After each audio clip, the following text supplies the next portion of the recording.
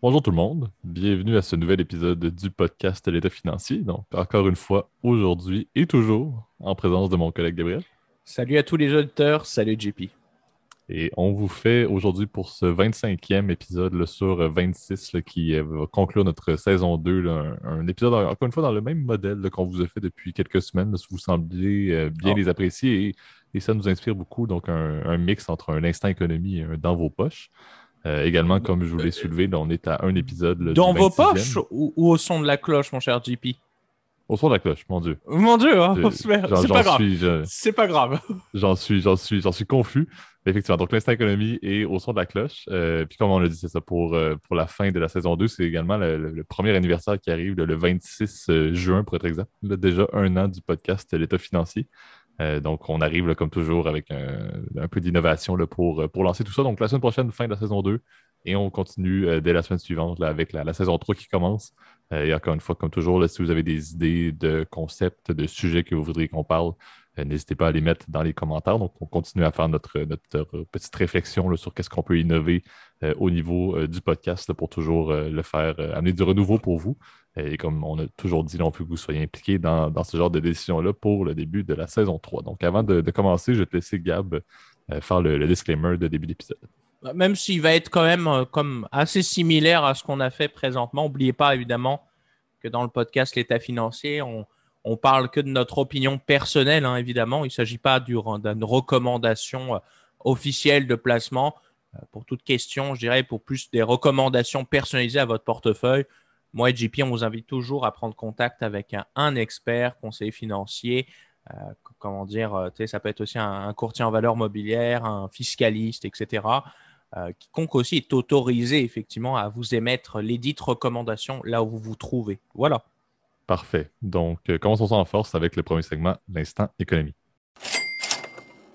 Parfait. Donc, le sujet qu'on va faire aujourd'hui, là, c'est un sujet qui nous a quand même pas mal inspiré. Là, on veut en fait parler un peu plus en détail de la ville de Shenzhen et plus spécifiquement aussi et plus largement en fait là, des zones économiques spéciales en Chine. On vous a fait beaucoup de sujets là, économiques dans les dernières semaines, dans les derniers mois, qui étaient vraiment beaucoup inspirés là, de plusieurs continents. Et on a touché très brièvement là, l'Asie. Là, on était beaucoup sur l'Afrique avec nos fameuses thématiques, là, l'Afrique, terre d'opportunité qu'on va poursuivre. Mais aujourd'hui, on trouvait ça quand même assez intéressant parce que c'est un concept qui est vraiment intrinsèquement lié avec la Chine d'aujourd'hui, avec la Chine qu'on connaît et avec le développement là, important que la Chine a eu.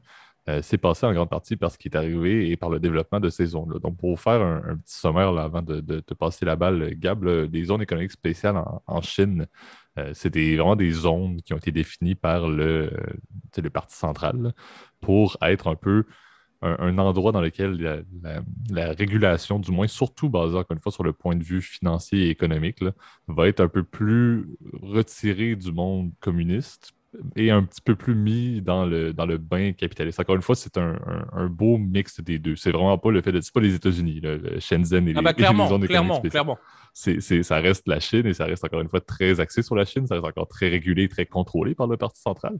Mais la logique est quand même de mettre en place des incitatifs pour que ça devienne des points d'entrée pour des compagnies internationales, surtout pour des investissements directs étrangers également. Donc, c'est vraiment des zones prédéfinies qui ont été mises en place, encore une fois, dans le seul but de, si on peut dire, ouvrir la Chine aux compagnies et au monde international et à l'économie internationale, mais encore une fois, de manière très régulée, de manière très contrôlée, comme c'est un peu le cas toujours en Chine. Donc, officiellement, ces zones-là, pour vous donner une idée, là, il y en a 6 au total. Shenzhen étant, encore une fois, celle sur laquelle on veut mettre l'ampleur aujourd'hui et mettre l'axe, là, mais c'est la principale, bien évidemment, et on va vous expliquer pourquoi. Il y en a 6 autres, là, je vous les nommer très rapidement. Donc, il y a officiellement 4 autres villes et une province en entier. Donc, il y a les villes de Xiamen, Shantou, Zhuhai et Kashgar, et la province d'Hainan également, qui sont considérées comme étant des zones économiques spéciales en Chine.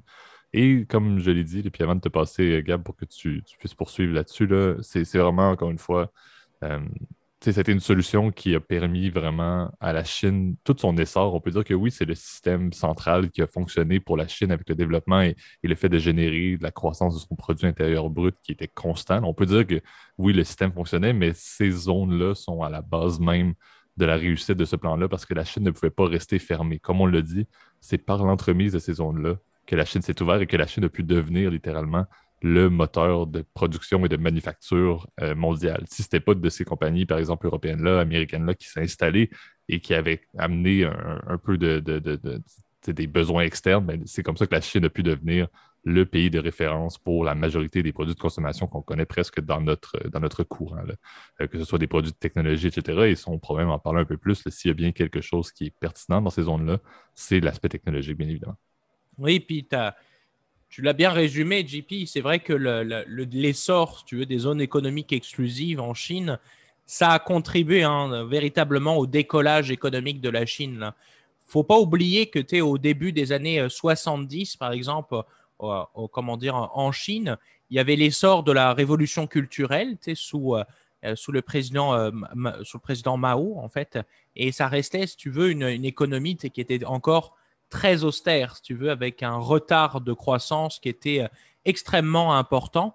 Euh, et c'est vrai que l'essor justement de ces Z2S, elles ont permis, si tu veux, de pouvoir amener justement du cash frais, de pouvoir compléter effectivement l'essor économique de ce pays immense qui était la Chine. Euh, Tu l'as bien signalé effectivement, JP. Là. Puis je pense que Shenzhen est vraiment l'exemple effectivement d'une des ZES qui a vraiment fonctionné. Elles ont été créées donc par le président Deng, encore une fois, euh, qui a succédé à Mao donc dans le début des années 70. Et ça a permis, en fait, après la révolution culturelle, encore une fois. Et c'est vrai que ces zones-là, elles avaient pour origine, si tu veux, tu l'as bien dit, d'apporter c'est ça, du capitaux étrangers, de pouvoir à ce que des entreprises internationales s'installent en Chine. Et je te dirais, l'avènement de cette nouvelle Chine, de ce nouveau système économique entre le communisme, donc le système d'économie planifiée, et, si tu veux, l'apport de capitaux étrangers, donc une économie purement capitaliste, elle a été, comment dire, elle a été, si tu veux, marquée par l'entrée de la Chine dans l'OMC en 2001. Shenzhen, aujourd'hui, c'est une des plus grandes métropoles de Chine. Tu sais, elle est parfaitement intégrée, si tu veux, puis le fait qu'elle soit près aussi de grandes villes comme Hong Kong, vous le Mhm. savez, qui a un statut particulier étant donné que c'est le fameux système de un pays, deux systèmes, donc avec la Chine, Macao et Hong Kong, c'est un peu particulier. Là, on ne rentrera pas dans les détails là, parce que c'est très, très, très complexe. Euh, mais c'est vrai que Shenzhen a cette force, tu veux, d'être dans une région qui est énormément peuplée, très dynamique, à côté de villes immenses comme Canton ou Guangzhou en chinois. Mhm. Donc c'est vrai que c'est une région, tout cet arc autour justement du sud chinois, c'est quasiment 30 millions d'habitants. Donc tu sais, c'est la moitié de la France, c'est C'est quasiment le Canada. c'est la population du Canada, effectivement. Donc, c'est complètement fou ce qui se passe à Shenzhen et ça devient quasiment la San Francisco, si tu veux, de la Chine. Absolument. Non, c'est ce qui est intéressant. C'est un super de bon point. Puis, on le mentionnait, Shenzhen est vraiment passé de tout petit à très grand de manière très vite. Puis c'est souvent pas un gage de succès d'avoir un développement. Si on parle pas, encore une fois, d'un secteur complet, mais d'une ville, passer de 310 000 habitants ou à peu près à 12 millions d'habitants en l'espace de quelques années seulement. Puis on s'entend, là, c'est très rapide malgré le fait que oui, ça n'a pas pris 2 ans, mais quand même, ça reste que c'est pas quelque chose qui est très fonctionnel. Puis je voyais des statistiques qui m'ont vraiment passionné sur le fait que au début, tu avais sur les 310 000 habitants, tu avais juste 30 000 travailleurs à Shenzhen. Et maintenant, sur les 12 millions, tu en as quasiment, je pense, c'est 7 à 8 millions de travailleurs. Donc, la base de main-d'œuvre, qui, encore une fois, n'est pas de la main-d'œuvre qui va être au niveau de la production. C'est beaucoup de la main-d'œuvre, encore une fois, qui est très développée. C'est également parfois des personnes qui viennent de l'externe, de la Chine. C'est pas seulement des nationaux chinois qui vont vivre là-bas, mais c'est des personnes, encore une fois, qui vont être des experts dans les milieux pour lesquels Shenzhen sont devenus vraiment des pierres angulaires mondiales, pas seulement au niveau de la Chine, pas seulement au niveau de l'Asie, mais littéralement mondiales. On en a parlé très brièvement, là, mais les technologies, encore une fois, c'est un des secteurs ou un des endroits dans lesquels les investissements directs étrangers dans le secteur des technologies est le plus élevé. Les services financiers, donc pour tous nos amis et nos auditeurs là, qui suivent ça, là, effectivement, le Singapour a sa place, mais Shenzhen, c'est déjà, encore une fois, comme étant un pôle financier très important à travers le monde. Et surtout, tout ce qui est l'aspect des logistiques et du transport maritime. Shenzhen est devenu un pôle, encore une fois, par son contexte qui était initialement un petit village côtier. Là. Ça a profité de cet aspect-là, le fait d'avoir accès à l'eau là, pour se développer, encore une fois, dans un des éléments qui caractérise, encore une fois, l'essor de la Chine et même l'essor de l'Asie plus largement, qui est le transport par conteneur, qui est vraiment, on dit souvent, puis j'ai regardé une vidéo encore une fois cette semaine sur le fameux canal de Suez. Là, vous allez me dire, JP, arrête de regarder ça, c'est terminé. Mais je regarde encore des vidéos là-dessus, puis c'est juste passionnant de voir littéralement le fait que des villes comme Shenzhen, qui ont une empreinte aussi importante sur ce trafic-là, sont littéralement contrôlent un peu le flux sanguin du commerce international. Donc, c'est vraiment passionnant de voir une ville qui était si petite se développer si rapidement. Et encore une fois, c'est sûr que ces villes-là ont des problèmes, mais c'est là où certains vont dire que l'aspect de mettre une réglementation un peu plus capitaliste avec une mentalité plus communiste, si on peut dire, fait en sorte que il n'y a pas eu de débordement. Il y a eu une croissance épouvantable, mais il y a eu un contrôle de cette croissance-là. Bon, certains vont dire que les pour et les contre, et on n'embarquera pas dans les débats politiques aujourd'hui, là, mais ça reste qu'au moins, il y a eu vraiment un essor et un contrôle, ce qui fait en sorte que cette ville-là, oui, il y a des problèmes comme toute ville, mais officiellement, fonctionne quand même très bien et fonctionne comme une métropole et peut être comparable avec plusieurs autres métropoles de même taille à travers le monde, malgré son essor hyper rapide. Donc, c'est ce qui est vraiment hyper intéressant. Pour vous donner une idée, là, j'avais aussi sorti des stats sur l'importance de Shenzhen là, en termes de produit intérieur brut. Là. Officiellement, la croissance du produit intérieur brut de Shenzhen probablement était plus élevée que celui de Hong Kong et celui de Singapour. Donc, pour vous donner, là, on pense souvent à Singapour et Hong Kong comme étant les pôles de croissance là, à proximité de la Chine. Présentement, Shenzhen les dépasse en termes de croissance. Et l'autre point que je trouve vraiment fascinant, là, c'est le fait qu'en termes de recherche et développement, je crois qu'en 2017, là, j'ai les statistiques pour 2017 et la projection, je crois, du résultat de l'année passée, c'était 4,13 respectivement en 2017 et 4,25 du PIB qui était réinvesti au niveau de la recherche et du développement dans cette ville-là. Donc, ça vous montre que ce n'est pas une ville ou une métropole qui stagne. Encore une fois, on pense souvent à des métropoles de 12 millions d'habitants comme étant des lieux que oui, il se passe des affaires, mais c'est très tranquille. Il n'y a pas un développement énorme qui continue. Et de dire jusqu'où est-ce que Shenzhen peut croître, autant en termes d'habitants, en termes, encore une fois, d'emploi, en termes d'expertise mondiale dans différents domaines, et de voir qu'il y a encore une fois une part aussi importante de son produit intérieur brut qui est réinvesti dans la recherche et développement dans ces industries phares, ça montre juste que la seule limite va être la limite géographique à un certain point et Shenzhen ne pourra pas se développer parce qu'elle va arriver aux frontières d'une autre ville. Là. Mais c'est littéralement le point central. Puis, je ne sais pas si Gab, tu avais un point, mais moi, je voulais aussi soulever, et on en avait parlé dans un épisode justement là, des routes de la soie, mais le système des zones économiques spéciales est présentement un système qui, encore une fois, n'a pas été inventé en Chine. Ça existait déjà, ça a déjà été fait avant la Chine au niveau de l'Amérique latine, encore une fois avec moins de succès, bien évidemment. Maintenant, on parle un peu de ça comme étant le système chinois, comme étant la mise en place le système chinois, la méthode chinoise pour des pays qui, encore une fois, n'ont pas une mentalité occidentale capitaliste. Et c'est quelque chose que la Chine est en train d'appliquer ou de recommander, si on veut dire, de manière très forte, encore une fois, de par leur impact en Afrique. Mais c'est un système qu'on va probablement retrouver en Afrique. Et encore une fois, on en parle souvent. Est-ce que ça va permettre aussi un succès d'essor de certains pays africains qui appliqueraient des systèmes similaires? Ça serait intéressant parce qu'on on l'a soulevé plusieurs fois. La Chine, le problème qui a été comblé par ces zones-là, c'est le fait de dire ben, au moins on avait des petites terres un peu capitalistes en Chine. Au niveau de l'Afrique, c'est de dire au moins on va avoir de la structure plus stable, sans guerre civile, sans enjeu d'infrastructure, sans enjeu territorial, sans gouvernement autoritaire, etc.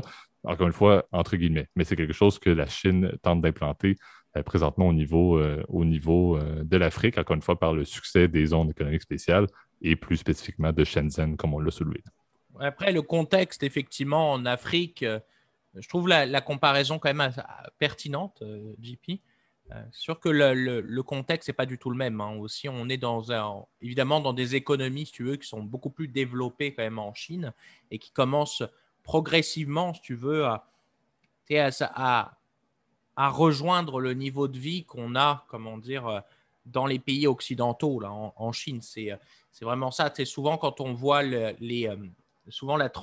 on voit les cours, par exemple, de transition démographique ou même de transition économique, la Chine a une économie qui est de plus en plus basée sur le capital humain, donc sur la recherche, tu l'as bien dit.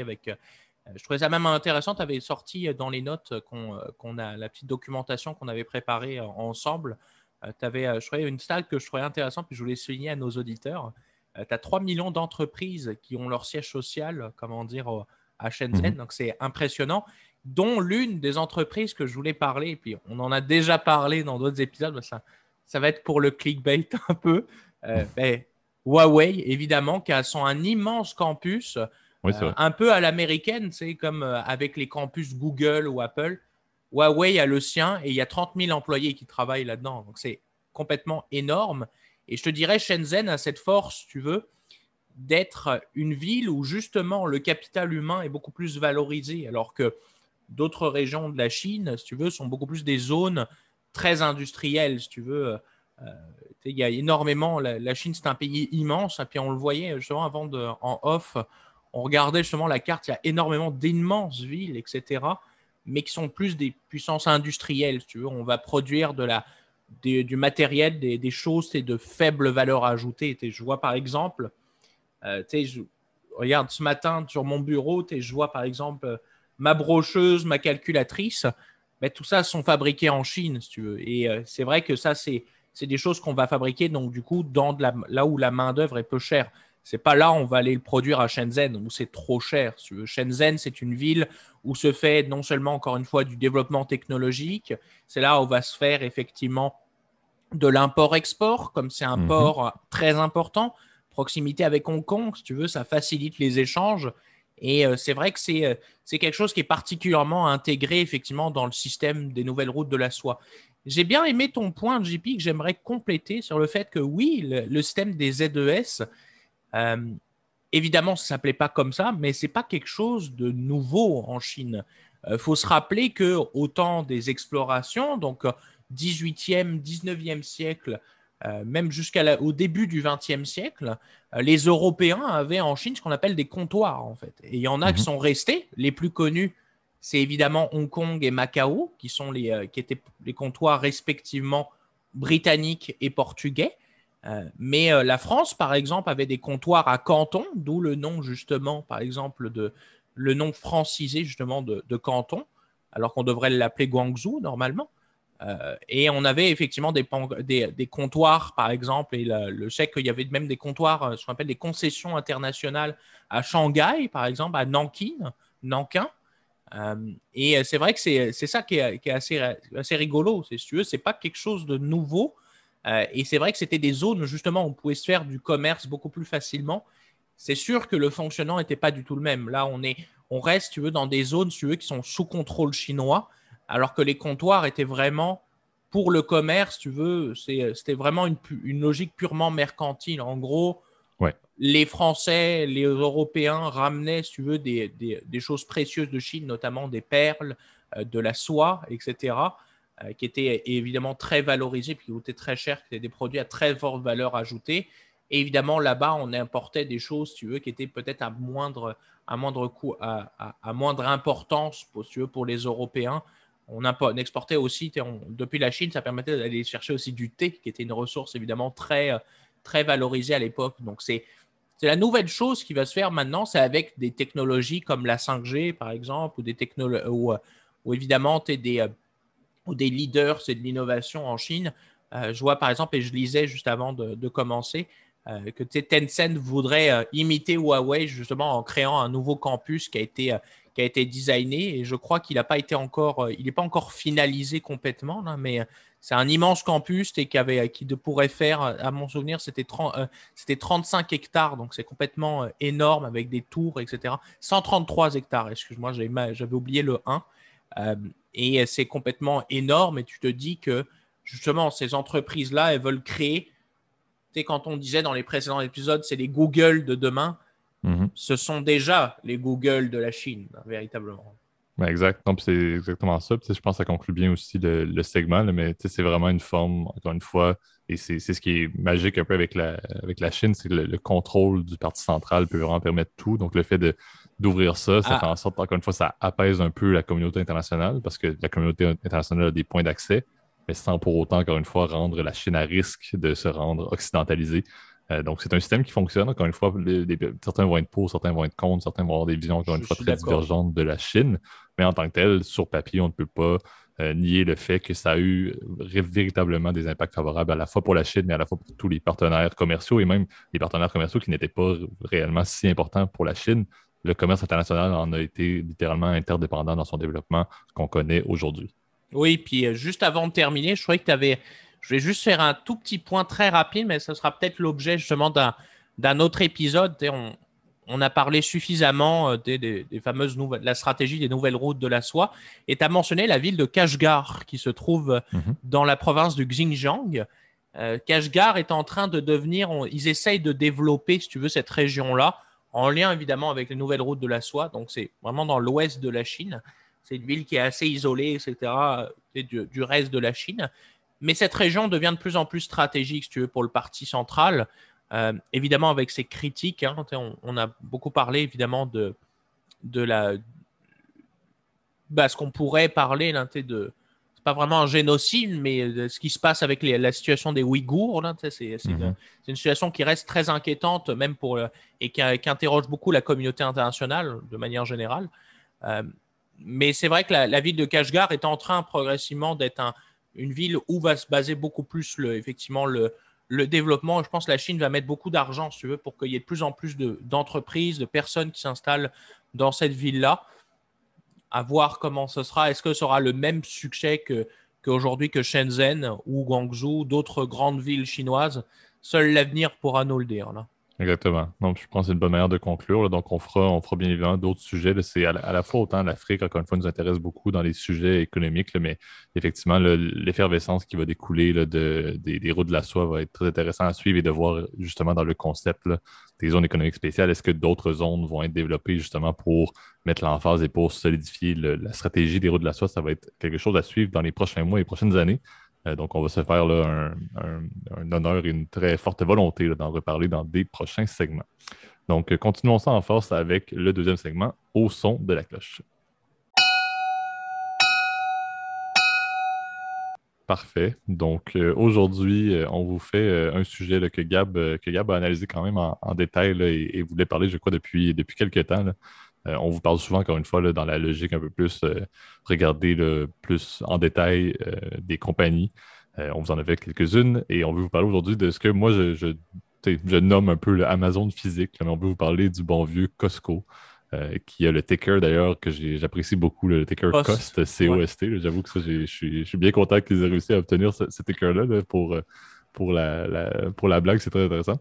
Mais effectivement, donc on veut tomber un peu plus en détail sur ce géant-là physique, là. Encore une fois, et c'est très intéressant de faire je pense que c'est ce que tu voulais faire aussi, une comparaison avec des comparables un peu européens, mais pour un Canadien ou pour un Américain, un Costco dans une ville de plus de quelques centaines de milliers d'habitants, c'est un automatisme. Et s'il y a bien quelque chose qui fait partie de la vie courante d'à peu près chaque famille québécoise et canadienne que je connais, c'est l'importance du Costco et l'importance de dire on va aller faire un tour pour acheter à peu près pour 400 $ en une visite des produits non périssables qu'on va garder pour l'année en entier. Donc, c'est quelque chose qui était vraiment intrinsèquement lié avec notre mode de vie, si on peut dire, au Canada. Et je trouvais que c'est un bon sujet. Fait que je vais te laisser peut-être, Gab, là, introduire un peu l'angle que tu voulais nous donner aujourd'hui. Bah écoute, c'est vrai que je te remercie, JP. C'est vrai que je voulais en parler en fait de Costco parce que c'est un détaillant qui encore reste assez peu connu encore dans certains continents. Je pense particulièrement à l'Europe.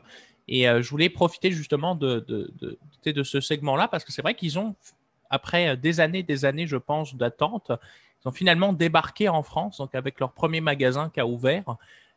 Alors que c'est un géant du détail aux États-Unis, au Canada, au Japon, en Corée du Sud. C'est une chaîne qui est extrêmement populaire et qui, je dois t'avouer, a un concept qui est vraiment différent de ce qu'on connaît, si tu veux, dans la plupart des magasins réguliers, si tu veux.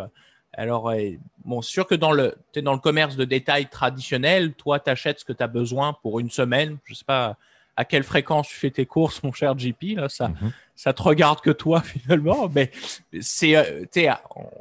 moi, je fais pas les courses, par exemple, une fois par semaine, j'achète ce que j'ai besoin, etc. Costco, leur modèle, c'est le modèle de l'entrepôt. C'est-à-dire que tu arrives effectivement dedans, c'est comme un hangar, donc tu as des quantités qui sont complètement énormes avec des racks où, par exemple, tu ne vas pas acheter, par exemple, un paquet de bonbons, par exemple. Tu vas acheter pour 50 paquets de bonbons. Souvent, les articles, alors je vais te donner un exemple tout bête, là, mais souvent les conserves, tu ne vas pas acheter une conserve, tu vas en acheter un rack complet.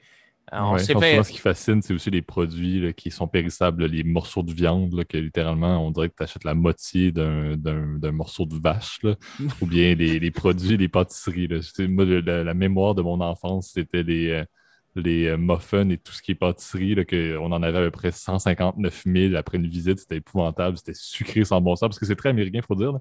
Mais les portions, effectivement, autant périssables que non périssables, c'est quelque chose d'épouvantable. Souvent, en fait, le visuel, si vous regardez des vidéos de l'époque là, sur Costco, c'est des personnes qui sortent avec une famille a deux paniers, où il y avait des espèces de paniers plateformes là, où les personnes loadaient des affaires épouvantables. Donc, c'est effectivement un modèle axé sur la consommation de masse, ça c'est clair. Et encore une fois, ça c'est peut-être ce que tu vas décrire, ça fonctionne très bien avec la stratégie d'achat, si on peut dire, de Costco. Le fait de vendre, encore une fois, en masse, mais ça permet à Costco de faire un peu sa stratégie de concurrence présentement, comment est-ce qu'ils peuvent s'axer dans leur modèle et se diversifier par rapport à leurs concurrents directs. Oui, et puis évidemment, la source énorme de revenus quasiment chez Costco, ça vous allez bien le comprendre, c'est pas forcément en fait le produit en fait. Les produits sont tellement vendus à un prix très proche du coûtant.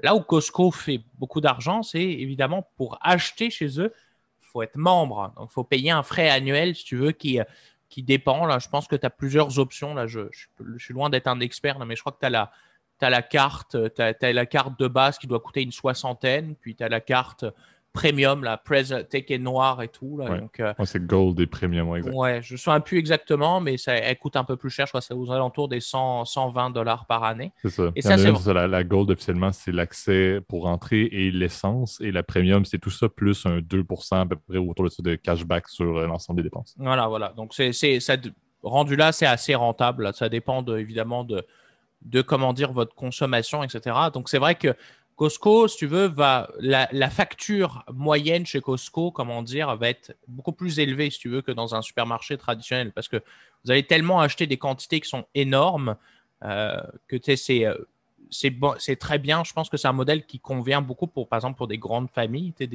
des familles, par exemple, avec deux, trois enfants. Je pense que ça peut être très intéressant. N'étant ni père, ni, comment dire, n'allons pas acheter 50 Mhm. briquettes de soupe d'un coup. Je pense que ça risque d'être. Je pense pas que ce soit le modèle où moi, par exemple, je suis pas membre Costco pour une raison que ça vaut pas le coup. Si tu veux, je vais pas gâcher inutilement de la nourriture, etc. Mais je pense que ça peut avoir sa pertinence effectivement pour beaucoup de gens. Et c'est vrai que Costco, au niveau de la stratégie, je trouve, tu l'as bien dit, Amazon, je dirais aussi, il ressemble beaucoup à Ikea. Ils essayent de te faire rester beaucoup plus longtemps. Oui, c'est vrai. Toi, JP, un truc qui te marque quand tu marches dans l'allée centrale d'un Costco, qu'est-ce que tu as qui te fait retenir chez Costco?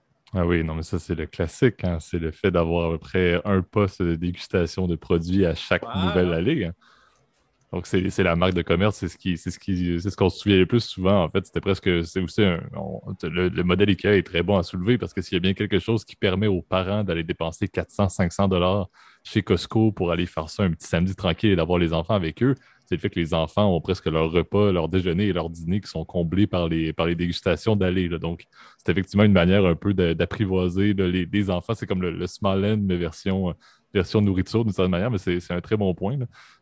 Puis tu l'as dit, là, encore une fois, le modèle Costco devient de plus en plus aussi axé sur un bon vieux labyrinthe un peu à la Costco, à la Ouais, Costco, c'est vrai. à la Ikea, encore une fois, C'est c'est vrai. ça. Donc tu te ramasses un peu à devoir passer dans le trafic, malheureusement, avec ton panier au travers de tout le monde qui essaie de ramasser et même au travers des machineries, vu que c'est littéralement des entrepôts. Là. Donc il y a un aspect comme, encore une fois, on est un peu pris là, qu'on le veuille ou non, on est un peu pris là. Et encore une fois, comme on l'a dit, une fois qu'on passe à côté d'un truc, qu'on voit que la caisse de 12 jus de pommes coûte seulement 1,50 pour un 3 litres, ben pourquoi pas le prendre à ce moment-là, j'avais même pas pensé que j'allais en prendre, mais on est un peu pris là-dedans. Encore une fois, pas tant que ça à cause de la structure, mais vraiment à cause de la manière dont c'est tout le temps rempli. On est tout le temps pris à suivre le monde parce qu'encore une fois, Il tu n'as pas est, d'autre option. Et les démonstrations aussi, souvent, tu sais, quand c'est des produits, parce que Costco ne vend pas que de la nourriture, hein, tu sais, ils vendent aussi des produits Mhm. d'électroménager, Ben, tu vois, j'ai la liste, c'est ça, des bonbons, de l'alcool, des produits alcooliques et non alcooliques, bien évidemment, des produits nettoyants, encore une fois, de l'électronique, bien évidemment, tout ce qui est santé, beauté, même des éléments, encore une fois, c'est tout, c'est impressionnant, tout ce qui est oui, extérieur, mobilier de jardin, je, euh, c'est impressionnant. J'avoue que j'ai la liste devant moi, je n'avais même pas réalisé à quel point il y a tu sais, des produits. c'est vrai. Et puis, tu sais, souvent, ils te font des démonstrations, puis c'est très à l'américaine, hein, tu m'excuses, là, mais on montre à un petit groupe de mamies le nouvel extracteur à jus, si tu veux, qui est incroyable, avec le petit jeune et c'est très à l'américaine, si tu veux. Je peux comprendre que ce soit quelque chose qui parfois soit un peu, c'est un peu du choc culturel. Moi, tu vois, j'y suis allé, je crois, 1 ou 2 fois au Costco. Et à chaque fois, moi, ça m'impressionnait de me dire, mon Dieu, c'est un peu le temple, si tu veux, de la consommation à l'extrême, etc. Euh, Ce que je trouve aussi fascinant, aussi, puis ça, c'est que tu l'as bien dit, JP, ils vendent plein de choses, Costco, mais ils ont plein de petits add-ins, etc., qui te font revenir sans arrêt, encore une fois, au magasin. Et je pense qu'ils ne font pas d'argent, encore une fois, dessus. Il y a une fameuse pharmacie, hein, souvent dans le Costco. Mhm. Il y a même un truc pour changer tes pneus, par exemple, pour les gens qui veulent acheter des Oui. pneus avec des prix quand même relativement raisonnables, même des vidanges, etc., tu peux aller, comment dire, aussi prendre tes lunettes aussi. Ils mettent beaucoup d'accent sur leur service de prescription, etc., qui est à prix très modique. Et tout ça te permet, encore une fois, comme un Amazon ferait avec leur Prime, le but, c'est de rester dans l'écosystème, si tu veux, Costco. C'est Mhm. te donner envie de retourner à chaque fois, puis d'avoir une facture, si tu veux, et tu vois, d'un point de vue financier, puis ça, je trouvais ça intéressant. Et j'ai moi-même fait des petites recherches, par exemple, sur des comparables que j'ai pris. Je trouvais ça très pertinent, un peu pour vous expliquer un peu justement le modèle. Puis là, on va parler de ratio financier. Donc, prenez pas peur, c'est pas compliqué, hein. Je vais vous expliquer à chaque fois là, mais euh, j'ai comparé par exemple Costco à une autre entreprise canadienne de supermarché qui est très connue, qui s'appelle Metro, Mhm. c'est pas le métro français d'ailleurs pour nos auditeurs outre-Atlantique. Il ne s'agit pas de la chaîne Métro qui se trouve en France, qui est une chaîne qui s'appelle comme ça. C'est une chaîne de supermarché qui est comparable un peu à Carrefour ou à Leclerc, etc. Donc c'est Exact, des qui vient d'ailleurs, ça c'est une parenthèse, ce week-end a été nommée la première, la meilleure compagnie québécoise de l'année. Si je ne me trompe pas d'ailleurs, là, avec sur le top 100, je crois qu'il est sorti. J'ai lu ça encore une fois très brièvement, là, mais Métro, première compagnie. Pour vous donner, on n'en parle pas souvent, là, mais une compagnie très intéressante, listée avec plusieurs dizaines de milliers de travailleurs au Québec. Ouais, et Métro, alors par exemple, c'est vrai que c'est un peu le supermarché même premium pardon, au Canada. Les rayons sont beaux, etc. Bref, c'est ton supermarché de tous les jours, quoi. Bref. Et, euh, et pour te donner une idée, par exemple, j'ai calculé par exemple la marge nette. C'est-à-dire sur 100 dollars de vente, combien est-ce que tu as réellement dans les poches après dépenses, impôts, etc. Métro a à peu près 4% de marge nette, ce qui est quand même normal, si tu veux, pour un supermarché. Tu vas me dire, c'est pas énorme. C'est sûr que comme ils font beaucoup de volume quand même, c'est quand même pas mal. Je te dirais 4% de marge nette pour un commerce de détail, c'est plutôt bon. Euh, et pour te donner un exemple, Costco, ils en font à peu près 2%. C'est-à-dire qu'en fait, effectivement, ils sont moins rentables, Costco, pour une raison qui est simple, c'est qu'ils font beaucoup plus de ventes, en fait, ils font beaucoup plus de montantes et d'argent.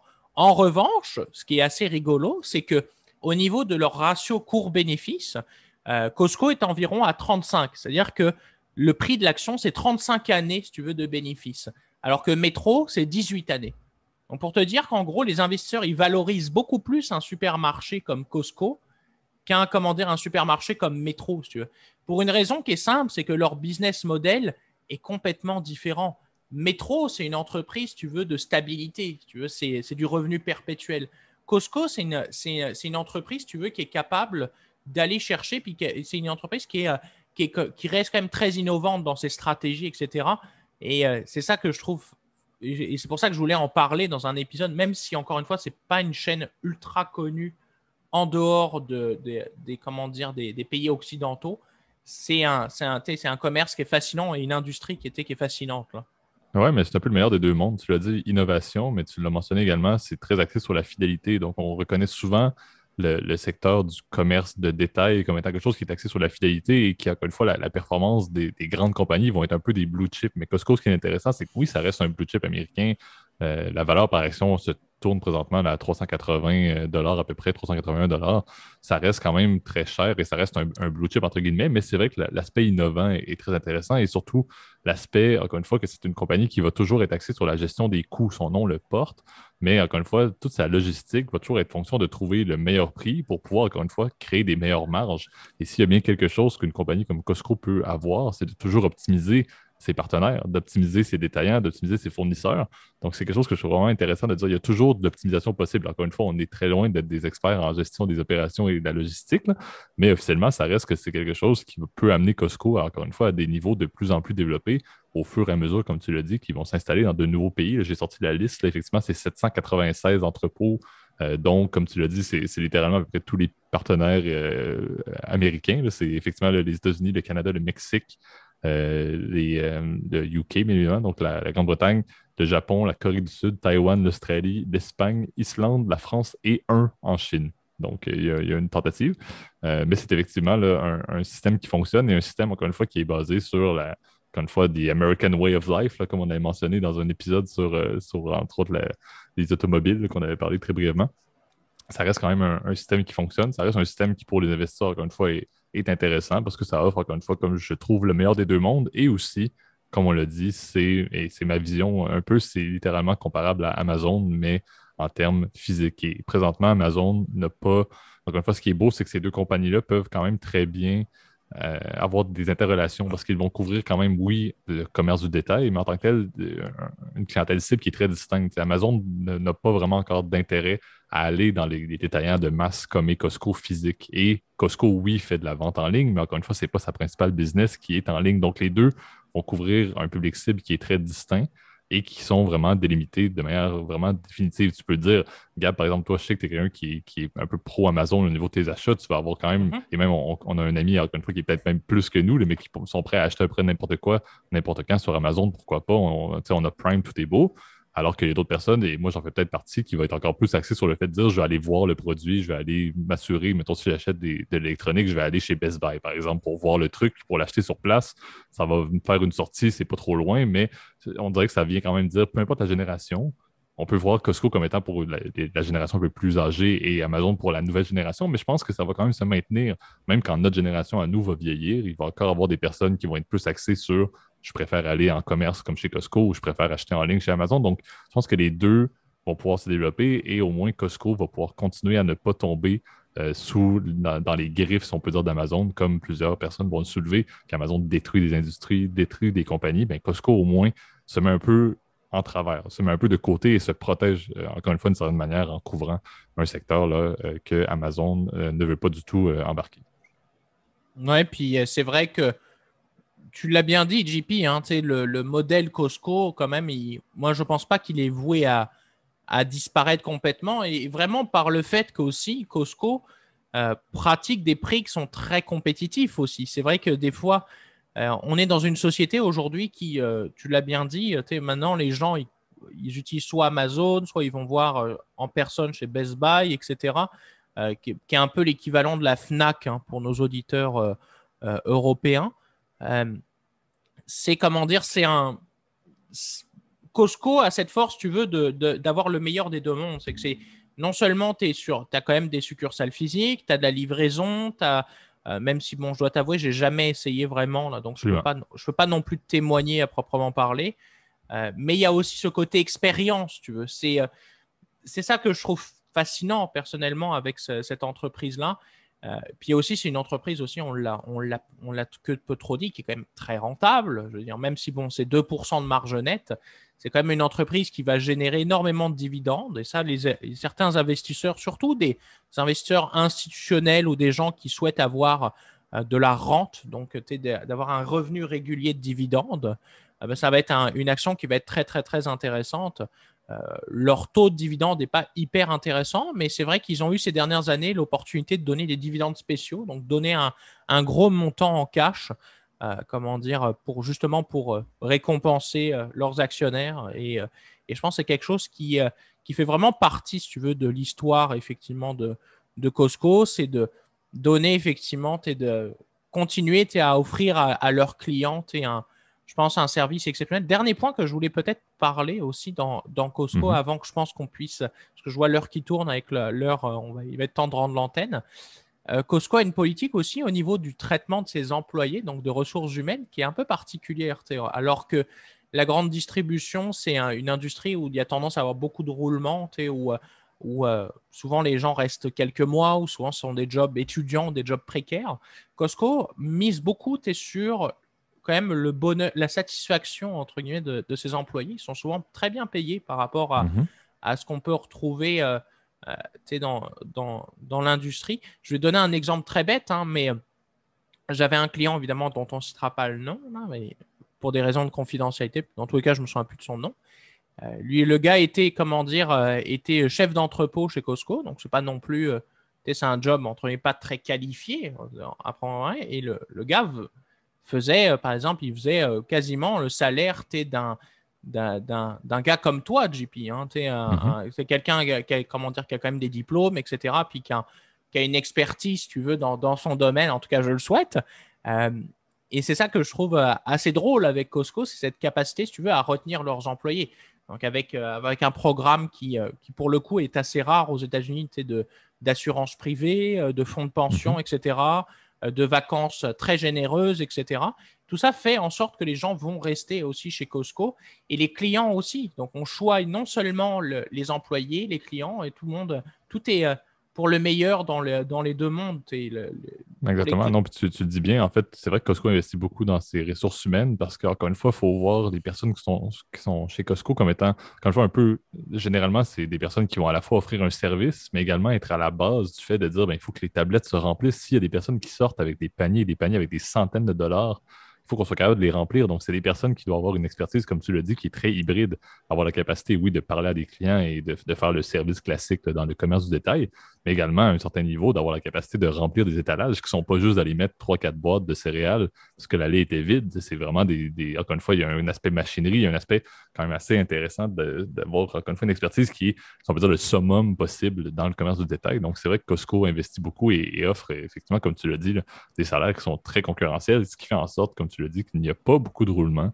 Il y en a bien évidemment comme toujours, mais il n'y en a pas beaucoup, ce qui fait en sorte que, encore une fois, une compagnie qui n'a pas beaucoup de roulement dans son personnel clé, encore une fois, à la source même, au premier niveau avec ses clients, ça permet en général une stabilité sur laquelle la compagnie peut bâtir, a pu bâtir et va pouvoir, encore une fois, continuer à bâtir dans les années à venir. Donc, c'est ce qui va conclure l'épisode d'aujourd'hui. Donc, on vous fera encore une fois d'autres topos de ce genre-là, là, progressivement, là, en mode au son de la cloche, mais sur des petites analyses de compagnie, là, comme on le fait de temps en temps lorsqu'encore une fois les marchés n'ont pas amené de grandes nouvelles, là, comme c'était le cas dans la semaine passée, malgré les hausses et les baisses, là, encore une fois, des classiques là, des indices boursiers, mais ça, encore une fois, on fera peut-être une revue dans les mois à venir. Mais avant de vous laisser, je vais te laisser, Gab, là, faire le petit mot de la fin, là, encore une fois, pour cette 25e fois de la saison 2 déjà et pour la dernière fois avant notre fameux épisode du premier anniversaire, là, qui est celui de la semaine prochaine et la fin de la saison 2. Oui, et puis n'oubliez pas évidemment de vous abonner si ça vous a plu, à mettre un petit like, surtout sur YouTube. Je sais que c'est important, même pour communiquer avec nous. La meilleure façon, c'est par les commentaires YouTube. Vous pouvez toujours aussi nous contacter. J'ai laissé le mail évidemment en description. Donc, si jamais vous voulez nous envoyer un mail en privé, là, et ça nous fera plaisir de pouvoir vous répondre.